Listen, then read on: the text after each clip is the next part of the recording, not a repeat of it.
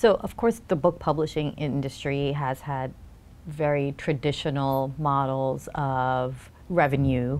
Are there other ways and other things that book publishing companies are looking at to increase revenues? You know, if you look at it, I think the question makes a lot of sense, especially when you kind of compare it with what has been the revenue source for the first 120 years relative to what it has been in the last 10 years. And if you really look at the vast kind of time periods, it's been content and kind of efficiently done through the templates of good pedagogy. And so more and more recently, there's a lot of emphasis on platforms and platforms of deployment. And I think there's a real place for efficient platforms that enable the deployment of good pedagogy and content. And we've definitely taken that path. And those platforms have their own revenue streams, especially as it kind of gets scale and it meets the needs of our clientele. There's an ability of these platforms, and I'm talking software platforms, to integrate with other sources of information, including other publishers, open education or online resources, YouTube videos, whatever they may be, to be able to integrate them all into one platform and make it be available in a classroom setting or to the student. I think there's a real business there, and we've been beneficiaries of that.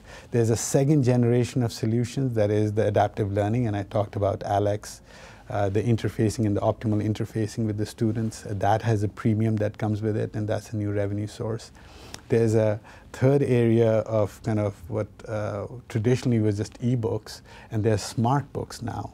And what these smart books really allow a student to do is, if they have less time, and they don't have the time to kind of read the entire book and go through the testing at the back end, they may just want to say, okay, tell me it's kind of what used to be back in our day. We would have a book, and if we were lucky, that book would be a used book with those yellow markers around what the most important sections of the chapter might be.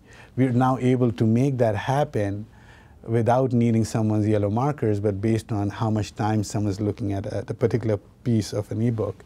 And those highlighters appear, and based on what the student, by reading those key parts, is assessing their understanding to be, can take these mini tests to see, did they get it, did they not get it? And if they didn't get it, that yellow highlighted text maybe expands a bit more, where they need to spend a bit more time.